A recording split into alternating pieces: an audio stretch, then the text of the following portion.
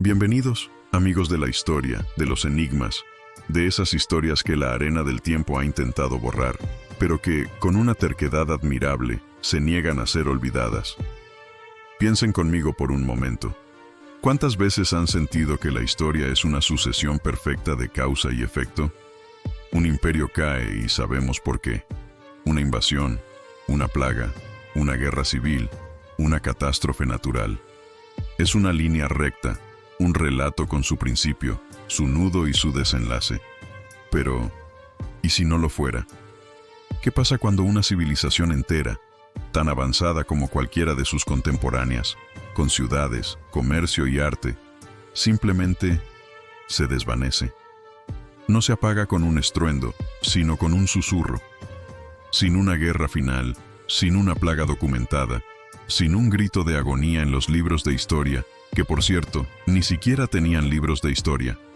Esto es lo que me fascina y lo que me obsesiona de verdad.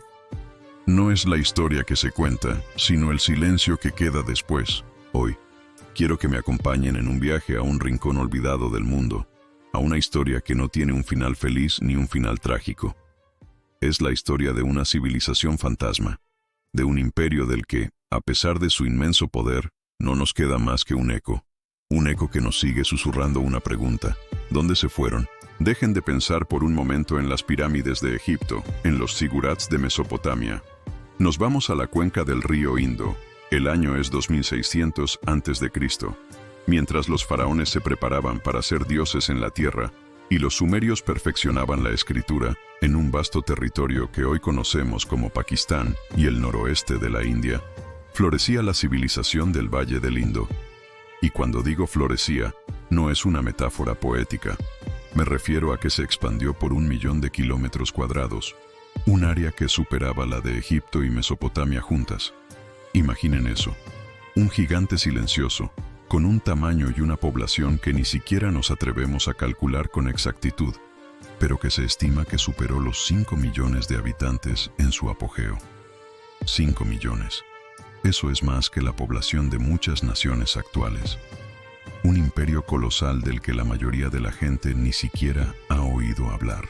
Lo que realmente me vuela la cabeza de esta gente no es solo su tamaño, es lo que construyeron.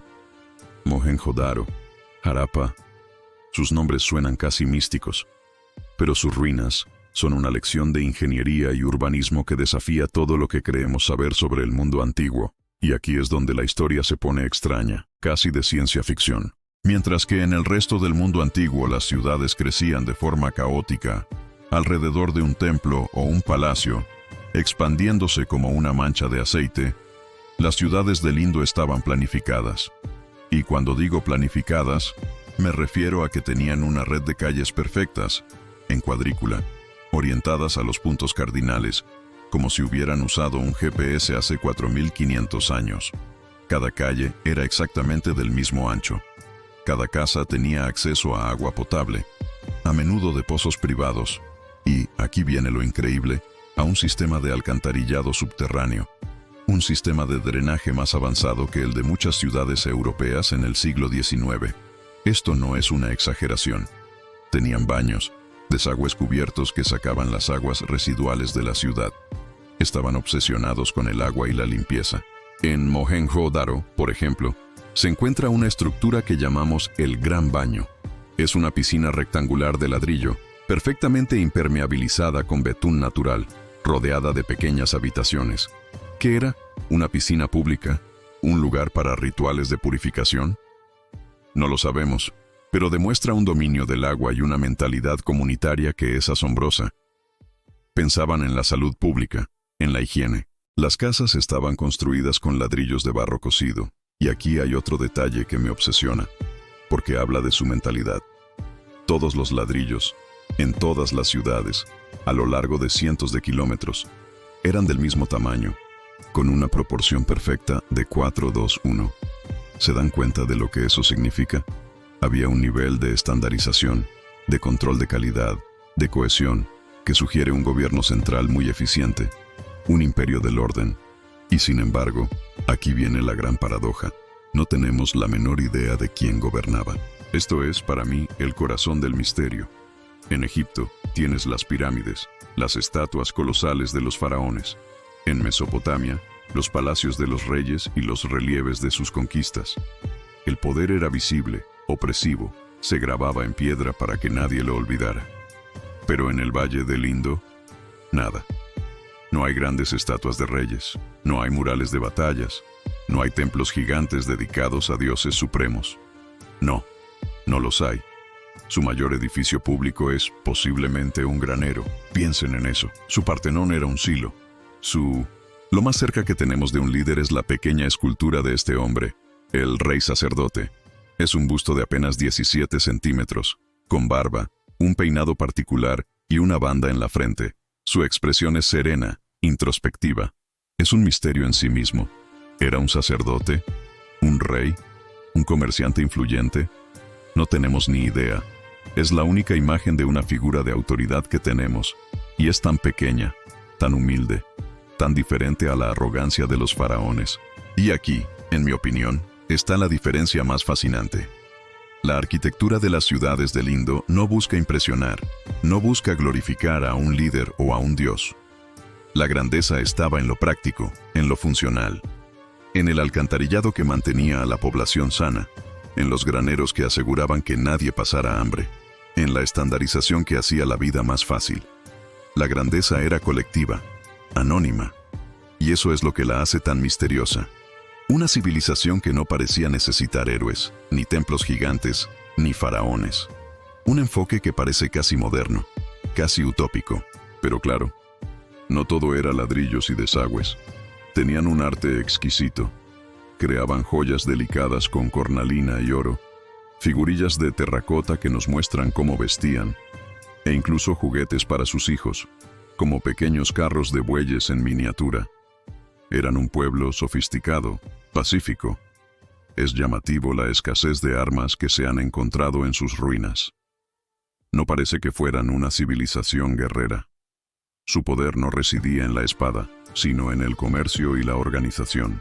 Ahora bien, hay una pieza de este rompecabezas que me mantiene despierto por las noches, y es el guión, su escritura.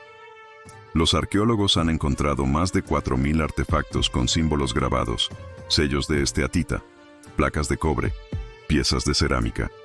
Y sin embargo, a pesar de todo el tiempo y los cerebros que se han dedicado a ello, nadie ha podido descifrarlo. Es uno de los grandes códigos sin resolver de la historia. No es como los jeroglíficos, donde la piedra de Rosetta nos dio la clave. Aquí no hay un texto bilingüe. Los sellos son fascinantes. Un hombre con un tocado de cuernos sentado en posición de loto, que algunos creen que es un proto-Shiva, un unicornio que aparece una y otra vez, un rinoceronte, un elefante, un toro, y debajo una serie de signos. ¿Son letras? ¿Sílabas? ¿Símbolos? ¿Un idioma completo o simplemente un registro de mercancías? La mayoría de los sellos tienen menos de 5 símbolos, lo que sugiere que podría no ser una escritura narrativa como la nuestra. Es la llave a una caja fuerte que nadie ha logrado abrir, la llave que podría resolver este misterio, y es una frustración que, como amante de la historia, me resulta casi insoportable. Imaginen las historias que esos sellos podrían contar, la economía, las creencias, las leyendas de esta gente. Pero lo único que nos cuentan es que existieron, y que tenían un arte con un sello. ¿Se dan cuenta? Literalmente, el arte de esta gente era un sello. Su identidad, su comercio, su posible religión, todo condensado en estas pequeñas obras maestras. La civilización del Indo no era una burbuja aislada. Tenían un comercio floreciente con sus vecinos, especialmente con Mesopotamia. En las ruinas de las ciudades sumerias y acadias, los arqueólogos han encontrado sellos Harapans.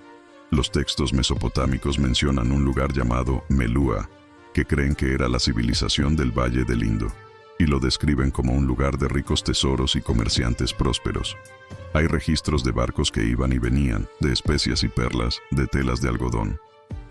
Los mesopotámicos compraban marfil y plumas de pavo real a la gente del Indo. Es como un documental de viajes narrado hace 4.000 años. Eran parte de la primera gran red de globalización del mundo. Pero de repente, el flujo se detiene. Alrededor del año 1900 a.C., los registros de comercio con Melúa simplemente se apagan. Ya no hay más barcos, no más sellos. Es como si alguien hubiera tirado de la palanca de apagado. Y aquí es donde el misterio se hace más grande, más profundo. Aquí es donde comienza el silencio. En el resto del mundo antiguo, cuando un imperio terminaba, era una catástrofe. Tenías los incendios, los saqueos, los campos de batalla, la caída de Troya, el final de los asirios, la destrucción de Roma. La historia es una larga lista de imperios que cayeron con un estruendo. Pero la civilización del Valle del Indo, este gigante del mundo antiguo, parece haberse desvanecido en silencio. Los arqueólogos han buscado y rebuscado. Han excavado miles de metros cuadrados de terreno. Han analizado huesos y ruinas, y no han encontrado evidencia de una invasión a gran escala, ni de una destrucción masiva. Claro, en los niveles más altos de Mohenjo-Daro hay algunas pruebas de que hubo cuerpos abandonados, pero no lo suficiente como para indicar una masacre. No hay campos de batalla con miles de guerreros muertos. No hay rastros de ejércitos conquistadores arrasando ciudades. Simplemente un abandono. Las grandes ciudades fueron desocupadas. La gente se fue. Los sistemas de alcantarillado dejaron de usarse. El orden perfecto se desvaneció. Es como si la gente se hubiera levantado un día, recogido sus pocas pertenencias y se hubiera ido. ¿Pero a dónde? ¿Y por qué? Y es aquí donde los historiadores y los arqueólogos se dividen, cada uno con una teoría que por sí sola no es capaz de explicarlo todo. Es como intentar armar un rompecabezas con piezas de diferentes cajas. La primera teoría, que fue muy popular durante mucho tiempo, es la de la invasión.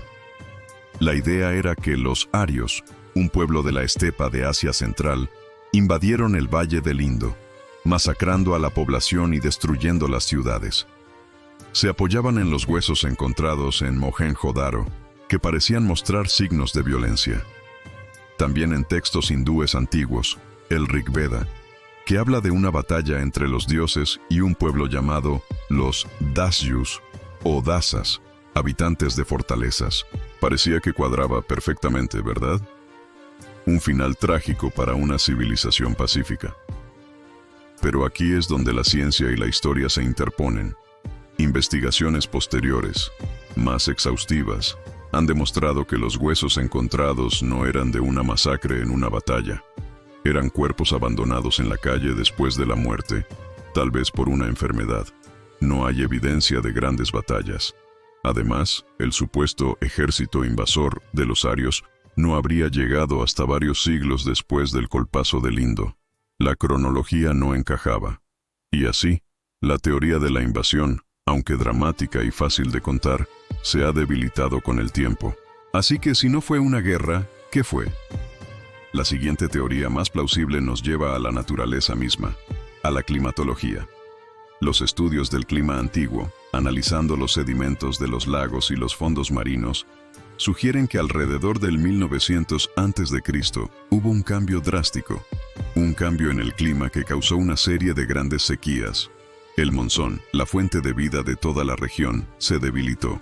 El río Gagar-Hakra, que era vital para muchas de las ciudades del este y que algunos identifican con el mítico río Sarasvati, se secó. Imaginen lo que eso significa para una civilización que dependía por completo de la agricultura. Las cosechas fracasan. Los graneros se vacían. Las ciudades, que se habían construido con una ingeniería tan increíble para gestionar el agua, de repente se quedan sin ella. El sistema colapsa. La gente ya no puede sobrevivir en los centros urbanos. Se ven obligados a migrar, a buscar agua y comida en otros lugares, a volver a la vida rural. Esta teoría tiene mucho sentido. Es un colapso ecológico. Lento, agónico, pero inevitable. Y sin embargo, incluso esta teoría tiene sus agujeros. Si fue un colapso ecológico, ¿por qué no hay un registro de hambruna o caos masivo? La gente parece haberse dispersado de manera bastante ordenada. Además, no explica por qué la civilización, en lugar de adaptarse, se fragmentó y nunca volvió a ser lo que era. Otras culturas han sobrevivido a sequías. ¿Por qué ellos no? Es aquí donde mi mente empieza a divagar. ¿Y si el colapso no fue un evento único, sino la combinación de varios factores. El cambio climático pudo ser el detonante, el golpe final, pero tal vez ya había problemas internos. Tal vez su increíble sistema de organización era también su mayor debilidad. Piensen en el enigma del rey sacerdote. No tenemos un palacio, no tenemos un trono, no tenemos una estatua gigante. Tal vez el poder no residía en una sola persona. Tal vez era una sociedad sin un líder centralizado, lo que la hacía vulnerable a una crisis. O tal vez su forma de gobierno era tan distinta a la nuestra, tan enfocada en la armonía y la comunidad, que simplemente no la entendemos. Quizás, ante una crisis sin precedentes, su sistema, tan rígido y estandarizado, no pudo adaptarse. Se rompió. ¿Podría haber sido una epidemia? Una enfermedad misteriosa que se propagó por el sistema de drenaje, pero que no dejó rastros en los huesos. Es una idea inquietante. Una pandemia prehistórica que eliminó a la población y a su civilización en un susurro, en lugar de un grito. El mismo sistema que les dio salud podría haberse convertido en su tumba. Y luego está el misterio que lo une todo, el del idioma no descifrado. Si hubiéramos podido leer esos sellos, tal vez conoceríamos la verdad. Quizás nos advertían del cambio climático, quizás contaban la historia de una guerra civil, quizás describían la llegada de una nueva religión que desmanteló la antigua, el día a día, las creencias, la economía, los dioses. Todo está atrapado en esos pequeños símbolos. Es como ver la portada de un libro, pero sin poder abrirlo. El colapso del Valle del Indo no fue un final dramático, sino un proceso gradual de desurbanización. Las grandes ciudades fueron abandonadas y la gente se mudó a pueblos y aldeas más pequeños al este, hacia la cuenca del Ganges. La complejidad social, el comercio a larga distancia, la estandarización, todo eso se perdió. El eco de la civilización se hizo más y más débil, hasta que, para el resto del mundo, fue como si nunca hubieran existido. Su historia quedó olvidada, enterrada bajo la arena, hasta que las excavaciones británicas del siglo XX las volvieron a sacar a la luz. Y lo más increíble es que su legado no desapareció del todo. Algunas de sus prácticas, como el uso de ciertos símbolos, los rituales de purificación con agua, e incluso la posible veneración de figuras proto-hinduistas, parecen haber sobrevivido, filtrándose en las culturas que vinieron después. Son fantasmas que todavía caminan entre nosotros, en las tradiciones de la India moderna. Me hace pensar en nuestra propia civilización. Con toda nuestra tecnología, con toda nuestra información, ¿seríamos capaces de sobrevivir a un colapso sistémico? ¿A un cambio climático tan brutal que obligue a millones a abandonar sus hogares? ¿Seríamos recordados por las cosas que construimos o por la forma en que nos comportamos? Ellos nos dejaron un legado de orden y comunidad. ¿Qué dejaremos nosotros? La historia de la civilización del Valle del Indo nos recuerda lo frágil que es todo. Las ciudades que creíamos indestructibles, los sistemas que creíamos infalibles, las sociedades que pensábamos eternas. Todo puede desvanecerse, y lo más aterrador es que, a veces, se desvanece sin un estruendo. Simplemente se va, como una niebla que se disuelve al amanecer. Y tal vez, el mayor misterio de todos no sea lo que les sucedió, sino por qué, después de todo este tiempo, todavía no podemos dejar de preguntarnos. ¿Por qué su silencio, su desaparición sin explicación, es una de las mayores advertencias de la historia? Nos obliga a mirar hacia el pasado y a preguntarnos, si les pasó a ellos, ¿qué nos podría pasar a nosotros?